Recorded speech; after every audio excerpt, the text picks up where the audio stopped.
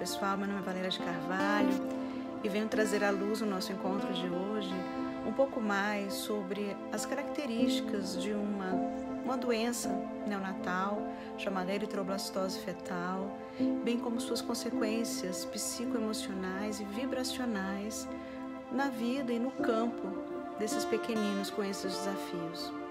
Vem comigo. A eritroblastose fetal é uma doença que acomete o feto quando este é portador de RH positivo, mas sua mãe é portadora de fator RH negativo. A mãe sensibilizada pela primeira gestação ou por uma transfusão inadequada e que logo já possui o anticorpo anti-RH, começa a reagir contra o feto. Esses anticorpos atravessam a placenta e atacam ferozmente a criança. O sistema imunológico da mãe reconhece o fator RH positivo como um agente estranho que deve ser destruído.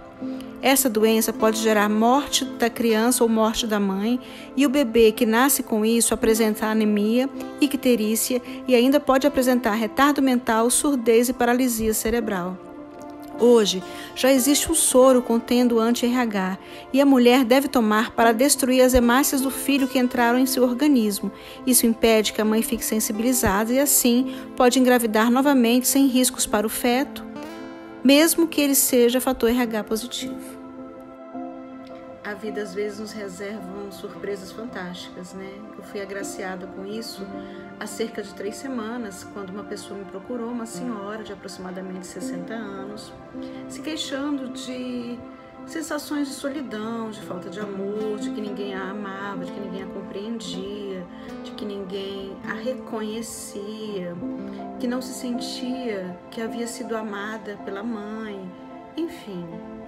Ela, materialmente falando, ela é bem sucedida, mas afetivamente falando, ela tem um padrão de atrair pessoas que de alguma forma ferem a sua suscetibilidade, a agridem em algum nível de desamor. Então começamos a nossa sessão. Eu então entrei em teta, projetei uma leitura intuitiva na vida dela intrauterina e fui ver como ela estava no momento em que ela estava sendo gestada. Quando eu cheguei lá foi surpreendente, porque a primeira coisa que eu vi foi que o feto estava acuado num canto, ameaçado, vulnerável, se sentindo solitário, se sentindo inseguro, se perguntando por que aquilo estava acontecendo. E quando eu fui olhar o que estava acontecendo, ele estava sendo atacado pelos anticorpos anti-RH da mãe. O sistema imune da mãe estava completamente perturbado com aquela presença, queria destruir aquele ser e que estava causando na própria mãe aquela sensação de mal-estar, de medo, de que sua vida estava sendo abalada, gerando na mãe também irritação, nervosismo, uma vontade de que aquele bebê se afastasse, nascesse logo e ficasse longe dela. Durante toda a gestação, houve uma sensação de desconforto com aquela gestação. E para a criança também. Ela nasceu se questionando por que ela era uma aberração, ela não prestava, ela não era boa o suficiente para ser viva. Por que estavam afetando ela? Ela não conseguia dormir, ela não conseguia se alimentar direito, né? Então, quando isso passou, ela acabou nascendo prematura. Ela nasceu prematura e quase morta. Enfim, viveu, cresceu, hoje está com essa idade linda, mas o seu histórico foi interessantíssimo, porque realmente não se estabeleceu o vínculo entre mãe e filho, porque a mãe não teve nem tempo de estabelecer, porque o sistema interno dela estava o tempo todo lutando contra algo. Ela cresceu se sentindo realmente desamada e criou um padrão de que todo mundo que se aproximava dela acabava por servir de antígeno.